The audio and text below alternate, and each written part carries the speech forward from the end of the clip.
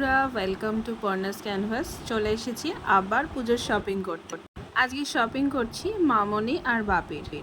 মামনির ড্রেস কেনা হয়ে গেছে, সিং ক্লথ থেকে কিনেছি। আর এখন এসেছি কলকাতা মার্টে বাপির জন্য।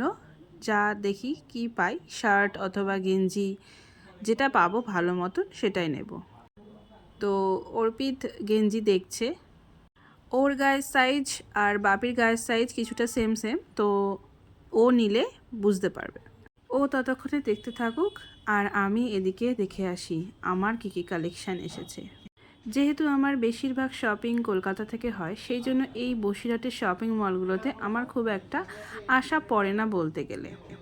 তাই যখন এসেছি তখন সুযোগটা কেন ছাড়বো। দেখছি বেশ ভালো ভালোই কালেকশান এসেছে।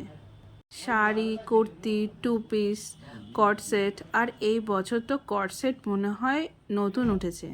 আমি যদিও বা আগের বছর থেকে পড়া শুরু করছি, কিন্তু এবছর দেখছি বসিরহাটেও কট সেট পাওয়া যাচ্ছে। এখানে খুব একটা পছন্দ হলো না, তাই আবার চলে যাচ্ছি ছেলেদের সেকশানে। অর্পিত দেখবে, ওর জন্য যদি কিছু পছন্দ হয়, পছন্দ হলে নেবে, না পছন্দ হলে নেবে না।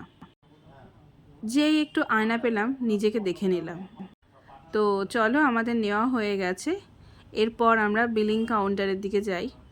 বিলিং কাউন্টারের পাশেও বাচ্চাদের জিনিসপত্র, বাচ্চাদের শার্ট, টয়েস, টাওয়েল, টুপি, ওয়াটার বোতল, অনেক কিছু ছিল।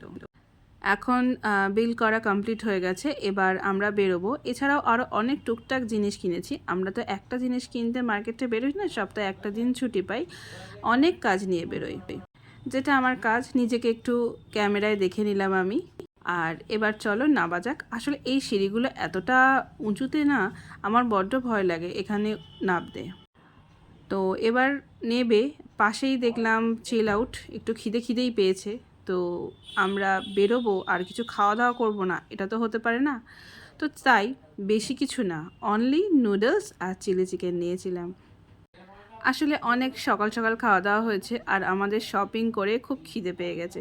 তো সেই জন্যই আমরা এই ছোট্ট একটু পেট পুজো করে দিলাম। দেখে বলো তো এই ছবিটা কেমন হয়েছে। আস্তে আস্তে ফটোগ্রাফির স্কিলটা বেশ বাড়াচ্ছি আমি।